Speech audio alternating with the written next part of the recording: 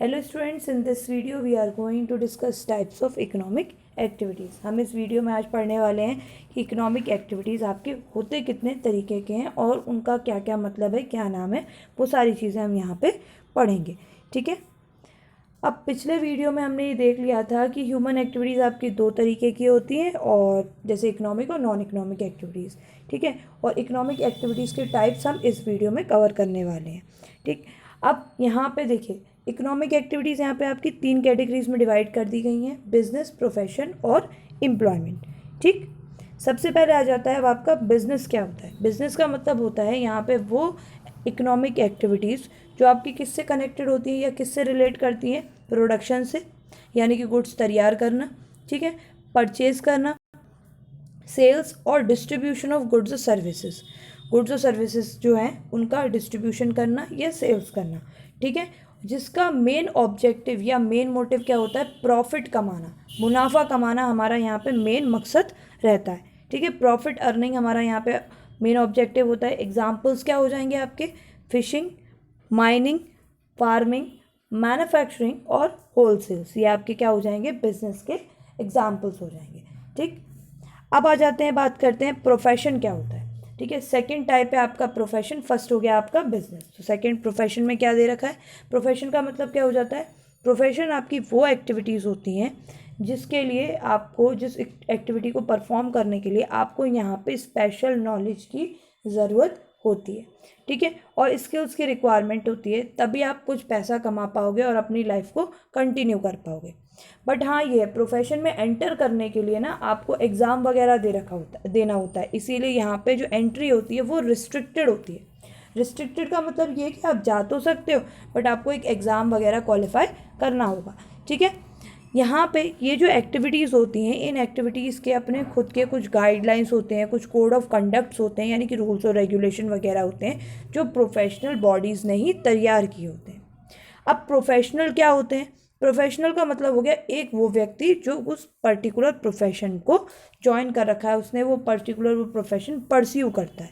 ठीक है। उसको बोला जाता है प्रोफेशनल। एग्जाम्पल के तौर पे जो लॉयर होते हैं वो प्रोफेशनल्स होते हैं, और वो यहाँ पे लीगल प्रोफेशन में इन्वॉल्व होते हैं, यानी कि कानूनी कार्रवाई से संबंधित उनका काम रहता है। और ये किस एसोसिएट से जुड़े होते हैं? ये बार काउंसिल ऑफ इंडिया। ठीक है। उस इनका एक ऑर्गेनाइजेशन होती है, इससे ये कनेक्टेड होते हैं। ठीक है।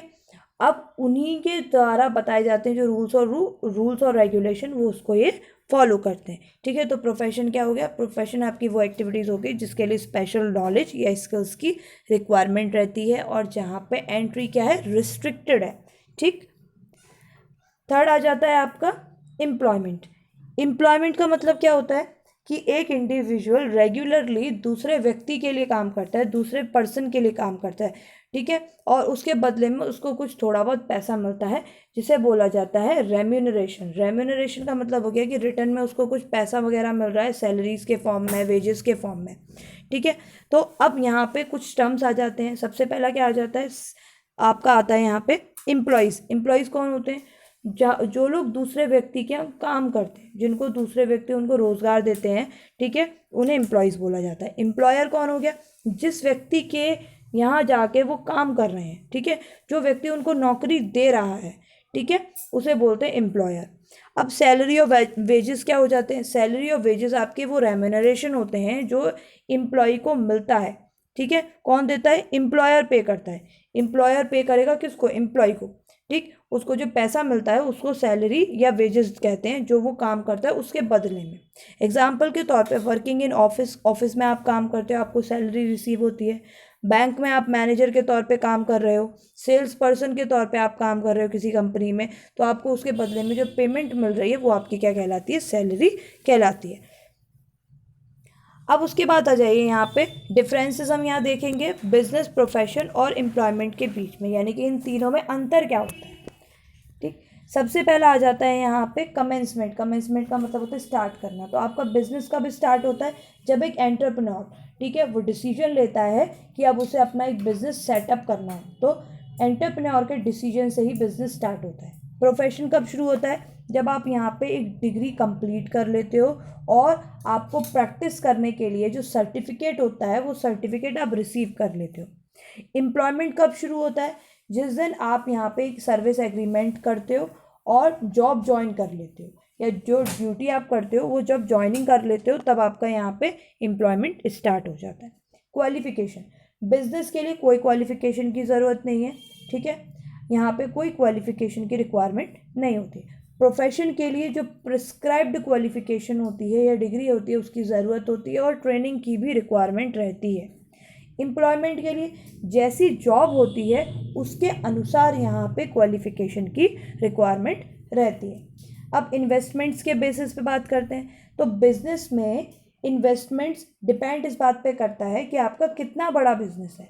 जितना ज़्यादा बड़ा बिजनेस होगा उतना ज़्यादा पैसा आपको लगाना पड़ेगा। प्रोफेशन में लिमिटेड कैपिटल इन्वेस्टमेंट्स ज़रूरत होते हैं, मतलब ज़्यादा पैसा नहीं चाहिए, एक लिमिटेड अमाउंट में पैसा चाहिए होता है। और एम्प्लॉयमेंट में बिल्कुल भी पैसा लगाने की ज़रूरत नहीं होती। रिस्क, बिजनेस में हमेशा रिस्क रहता है और हमेशा खतरा रहता है कि हाँ हमें नुकसान भी हो सकता है, ठीक है। प्रोफेशन में थोड़ा बहुत रिस्क होता है, एम्प्लॉयमेंट में बिल्कुल भी रिस्क नहीं है क्योंकि हमने पैसा ही नहीं लगाया इसीलिए, ठीक है। अब ट्रांसफ़र ऑफ इंटरेस्ट की बात करें तो यहाँ पे पॉसिबिलिटीज़ रहती हैं बट कुछ फॉर्मेलिटीज़ होती हैं। अगर बिजनेस में आपको इंटरेस्ट ट्रांसफ़र करना है तो उसके लिए कुछ पॉसिबिलिटीज़ होती हैं। प्रोफेशन में ऐसा पॉसिबल नहीं है और एम्प्लॉयमेंट में तो बिल्कुल भी पॉसिबल नहीं, क्योंकि यहाँ पे आप कॉन्ट्रैक्ट ट्रांसफ़र नहीं कर सकते। आपका जो सर्विस कॉन्ट्रैक्ट होता है उसको आप नहीं ट्रांसफ़र कर सकते। अगर आपने किसी के यहाँ जाके जॉब ज्वाइन किया है तो आप ही को ही जॉब करना पड़ेगा। आप ये चाहो कि किसी और को भेज दो आप अपने बदले में, तो ऐसा पॉसिबल नहीं है, ठीक है। अब बात आ जाती है, उसके बाद आता है आपका यहाँ पे 6 पॉइंट मेन ऑब्जेक्टिव। बिजनेस का मेन मकसद ही होता है यहाँ पे प्रॉफिट कमाना, ज़्यादा से ज़्यादा प्रॉफिट अर्निंग करना। प्रोफेशन में क्या रहता है? प्रोफेशन में मेन ऑब्जेक्टिव होता है यहाँ पे सर्विसेज देना, ठीक है। एम्प्लॉयमेंट में क्या होता है? यहाँ पे एम्प्लॉयमेंट का मेन ऑब्जेक्टिव होता है इनकम अर्न करना। इनकम वो कैसे कमाएंगे? जब वो एम्प्लॉयर को सेटिस्फाई करेंगे और उसके बदले में उनको सैलरीज रिसीव होंगी, ठीक है। उसके बाद आ जाता है कोड ऑफ कंडक्ट। यहाँ पे कोई नियम और कानून नहीं होता बिजनेस करने के लिए, बट प्रोफेशन में जो प्रोफेशनल एसोसिएशंस होते हैं, जैसे हमने लॉयर का एग्जांपल लिया था, तो लॉयर जो होते हैं वो किससे रिलेट रहते हैं? बार काउंसिल ऑफ इंडिया से रिलेट रहते हैं। तो बार काउंसिल ऑफ इंडिया ने अगर कोई नियम और कानून बनाए हैं तो वो इनको फॉलो करने होंगे, जो लॉयर्स होंगे वो, ठीक है। अब एम्प्लॉयमेंट की बात करी है तो जब आप यहाँ पे एक सर्विस कॉन्ट्रैक्ट करते हो तो उस वक्त पे जो टर्म्स और कंडीशन उसमें लिखी होती हैं वो आपको फॉलो करनी होती हैं, ठीक है। तो एम्प्लॉयर ने आपके साथ जो आपको एक कॉन्ट्रैक्ट पेपर वगैरह दिया, एग्रीमेंट किया, उस एग्रीमेंट में ही सारी बातें लिखी होंगी और वो आपको यहाँ पे फॉलो करनी होंगी। रिवॉर्ड्स के बेसिस पे देखें तो बिजनेस में आपको रिवॉर्ड के तौर पे क्या मिलता है? प्रॉफिट। प्रोफेशन में रिवॉर्ड के तौर पे जो मिलता है वो मिलता है फीस। मिलता सभी में पैसा ही है, ठीक है, मिलेगा पैसा ही, बट उसके नाम अलग हैं। बिजनेस में उसे प्रॉफिट कह दिया जाता है, ठीक है, प्रोफेशन में उसे फीस कहा जाता है और एम्प्लॉयमेंट के लिए उसे बोला जाता है सैलरी या वेजेस, ठीक है। तो आज यहाँ पे हमने इतना डिस्कशन कर लिया, इस वीडियो में इतना ही। आगे वीडियो के लिए कनेक्टेड रहिए हमारे साथ। Thanks for watching and stay connected with us.